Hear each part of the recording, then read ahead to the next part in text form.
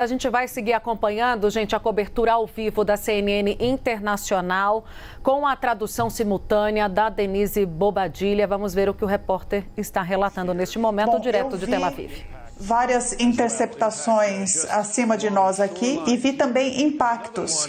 Um impacto ali na costa e outra, vocês estão vendo aquelas luzes piscando ali atrás? Não está claro se foram mísseis, fragmentos, interceptados ou alguns mísseis de interceptação, mas a velocidade e a trajetória foram muito fortes. Não sabemos a extensão do ataque no momento, mas esse é o som de uma guerra. Isso é a sensação de uma guerra e se parece uma guerra. E esse fogo, esses dois fogos seguidos foram muito grandes. E considerando a extensão da camada de defesa, que é de múltiplas camadas, né? Tem o domo de ferro, e são várias camadas em diferentes altitudes para combater mísseis, foguetes de diferentes alcances, velocidades. Os mísseis balísticos são muito rápidos, eles vêm muito alto. E o que vimos aqui, o mais alto, aqueles que foram combatidos, a nossa equipe, a gente estava aqui, há muitas pessoas aqui, nós estávamos aqui e a extensão das interceptações em Tel Aviv é uma grande cidade. Então, vinha do sul até a região central, até o norte. Eram vários pontos de interceptação que se encontravam no céu acima de nós. E dava para ver a explosão, provavelmente acima dos alvos. Nós também recebemos uma declaração do Irã dizendo que essa é uma resposta direta em retaliação do que Israel vem fazendo nos últimos dias, que é o assassinato de líderes do Hezbollah. Claro, Nasrallah e outros líderes, e essa declaração diz que é uma resposta a esses ataques de Israel. Em abril, Israel soube muito antes do ataque do Irã, e à época foi possível então conseguir a ajuda dos Estados Unidos e de aliados. Mas agora, os serviços de inteligência souberam de uma forma muito rápida de que isso aconteceria, não? Bom, foi uma questão de 2 horas, 3 horas antes que os Estados Unidos deixaram claro que o Irã estava se preparando um ataque com mísseis contra Israel. Nós recebemos esse aviso horas antes, autoridades de Israel teriam recebido antes ainda para que eles se preparassem para esse tipo de ataque. Eu soube também que os serviços de inteligência americanos detectaram que bases aéreas seriam alvos. E, sobretudo, a central do Mossad, que é o serviço de inteligência de Israel, que fica no meio de Tel Aviv, fica ali no norte, fica no meio da cidade, numa área bastante populosa. E a preocupação é que se você tenta atingir, mesmo que eles busquem um alvo militar, quando você está numa cidade tão densa, você pode atingir áreas civis. Então é mais uma camada de escalada nesse conflito. Autoridades americanas também disseram antes do ataque que os Estados Unidos iriam coordenar com Israel a defesa aérea, incluindo a derrubada de mísseis, né, nesse sistema de defesa. Os Estados Unidos têm forças na região e eles estariam coordenando com Israel essa defesa. Então, não só as posições de Israel que estão aqui, mas também dos Estados Unidos e de outros aliados, como o da Jordânia, que geograficamente é muito importante porque ele fica entre o Irã e Israel, a Jordânia. Olha, Caitlin, faz 20 anos que eu venho para cá e eu nunca vi um ataque como esse em Tel Aviv, nunca. Isso traz ecos do Shakana, da invasão do Iraque, não na escala, porque eram barragens diferentes de artilharia, mas de fogo, mas as ameaças à cidade e a escalada do que vimos, ela aumentou muitíssimo. Jean, nós ouvimos também de fontes israelenses que o gabinete de segurança está agora no bunker de emergência em Jerusalém. E eles estão acompanhando o que está acontecendo em Tel Aviv.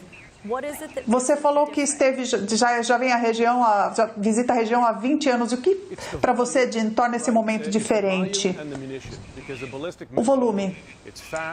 O volume e a munição, porque um míssil balístico é muito rápido, ele é hipersônico, ele vem muito rápido de Irã a Israel, ele vem são 12 minutos, porque ele vai numa altitude muito alta e é muito ameaçador. E quando você destrói um míssil balístico, ele acaba sobrecarregando o sistema de defesa. Então, eles lançaram tantos... o Irã talvez não consiga atingir vários alvos ao mesmo tempo, mas com isso eles sobrecarregam. Por exemplo, na Ucrânia, às vezes são lançados vários mísseis ao mesmo tempo para sobrecarregar o sistema de defesa. E, infelizmente, nós vimos isso acontecendo na Ucrânia com efeitos devastadores.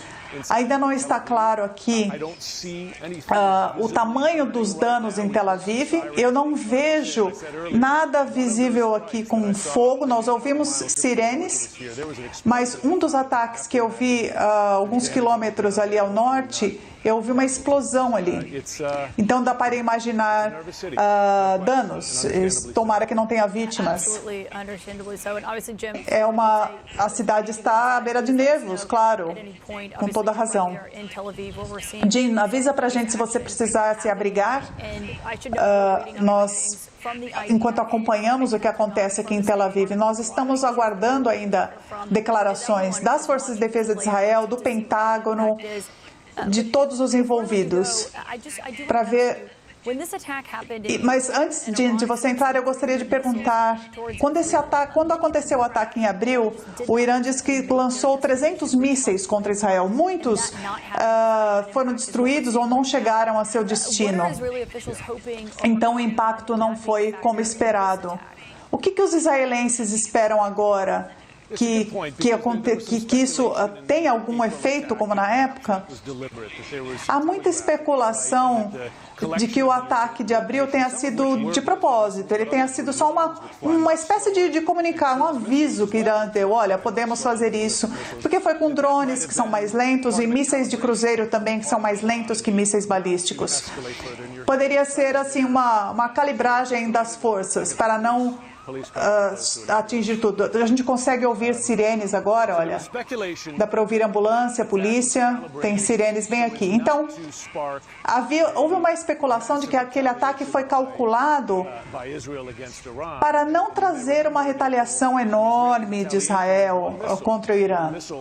Em abril, a retaliação de Israel foi só um míssil que tinha como alvo uma região de baterias de mísseis no Irã, e foi apenas um, mas dado o tamanho dessas duas barragens, com 15 minutos de diferença entre uma e outra, mantendo o serviço de defesa ocupados, sobrecarregados. O que eu vi, eu não posso dizer com certeza se foram pedaços de mísseis, se foram os próprios mísseis, mas certamente foi um ataque muito maior do que aquele em abril e seus efeitos em Tel Aviv muito maiores. É um jogo muito perigoso que está sendo jogado nesse pedaço do mundo. Porque em qualquer conflito nós temos um ataque, uma retaliação, e depois outra retaliação. Às vezes se consegue calibrar essas retaliações para que sejam proporcionais e às vezes elas são maiores. Às vezes a retaliação acaba aumentando muito a proporção, e acho que dado o que vimos hoje, eu acho que é o caso aqui, um ataque muito grande. Nós ouvimos do primeiro-ministro Netanyahu a defesa do assassinato do líder do Hezbollah, por causa das coisas que o Hezbollah fez desde 8 de outubro, logo depois do ataque do Hamas no dia 7. E ele chegou a comparar com o Holocausto, o que foi feito, o que o Hamas fez. E agora, ouvimos também na missão iraniana na ONU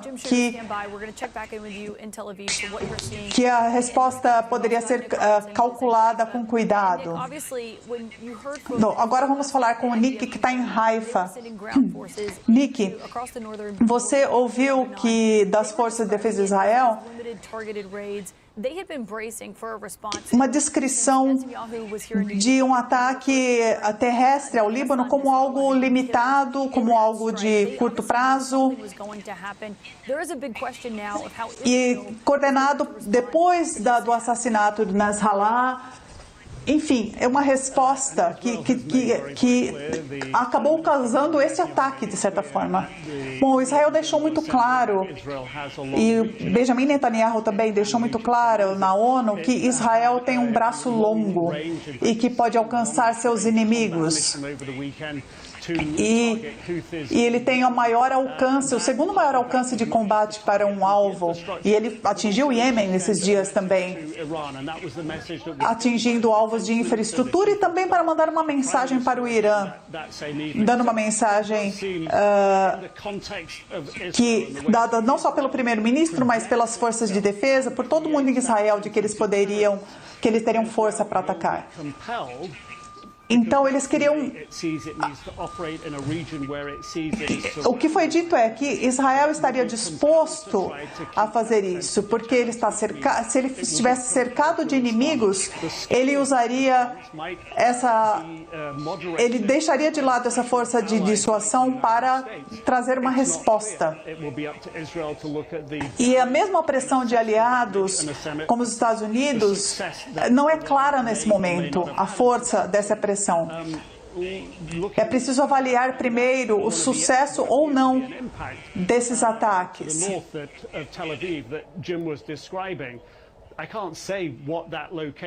Como o Jim estava descrevendo, os impactos ao norte de Tel Aviv ainda devem ser avaliados, mas o que sabemos é que eles buscavam alvos específicos. Depois de alguma experiência que eu já estive no Golfo em 91, em 2003, quando estávamos na Zona Verde no Iraque, nós ouvimos naquela época várias e várias ataques múltiplos em Bagdá. E quando esses mísseis caem, nós temos impactos múltiplos, enormes, muitas explosões e nada consegue pará-los. Mas o que nós vimos nessa noite, até onde eu consegui ver, foi que Israel conseguiu parar vários desses mísseis. No entanto, a única visão que temos é a de Tel Aviv, e nós sabemos que Irã também atacou outras localidades em Israel. Não temos vídeos dessas regiões, nós não podemos então fazer uma avaliação total disso. Mas em relação a Tel Aviv, é que Israel conseguiu defender mísseis balísticos do Hezbollah e vários dos Houthis no Iêmen nas últimas 2 semanas, e que as suas capacidades de defesa são fortes. O domo de ferro é uma camada média, mas mesmo na camada alta eles conseguiram combater alguns desses mísseis. Então, esse alcance da defesa sobre Tel Aviv foi muito importante e mostra que Israel teve um sucesso relativo em se defender. No entanto, ainda não temos nenhuma informação das autoridades israelenses e do que aconteceu de fato e de como eles irão responder a isso. Muito obrigado, Nick. O Gabinete de Segurança de Israel está reunido num bunker agora em Jerusalém, acompanhando os ataques. Nós ouvimos da Casa Branca que o presidente Biden e a vice-presidente Harris estão na sala de situação, assistindo também a esse cenário. E uma autoridade nos disse que o presidente Biden está acompanhando a situação do ataque de mísseis sobre Israel e o ataque do Irã sobre Israel usando mísseis balísticos, e as forças de inteligência dos Estados Unidos já sabiam previamente desse ataque algumas horas antes. Eu gostaria de mostrar agora um momento em que começamos a ver as explosões sobre o céu de Israel. É um ataque enorme. Jim Shuto é um ataque muito grande. Estamos acompanhando agora um ataque imenso do Irã. É um ataque imenso, Dana, e é uma escalada desta guerra, muito além do que já vimos até agora e do que vimos em abril, especialmente. Quando o Irã lançou drones e mísseis, este ataque talvez tenha apenas mísseis balísticos que são os mais rápidos e mais perigosos. E além dessas interceptações, nós estamos vendo fragmentos no céu. São como fogos de artifício mortais no céu. E você está falando de Tel Aviv, Jane, mas nós estamos acompanhando imagens de Tel Aviv, onde você está. A gente precisa sair do telhado. Eles estão caindo muito perto de nós aqui. Jim, please take cover. A gente precisa entrar agora. Jim, se proteja.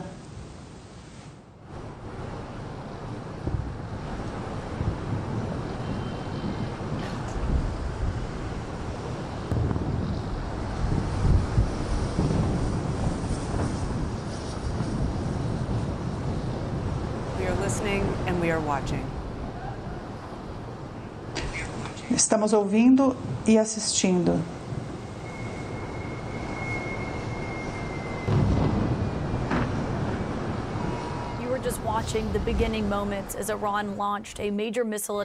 Estávamos acompanhando agora o exato momento em que o ataque de mísseis em Tel Aviv aconteceu, que seria uma resposta do Irã ao assassinato de líderes do Hezbollah. Infelizmente, é uma guerra ao vivo. Os ataques não acontecem apenas em Tel Aviv. Temos ataques registrados em Jerusalém e Haifa.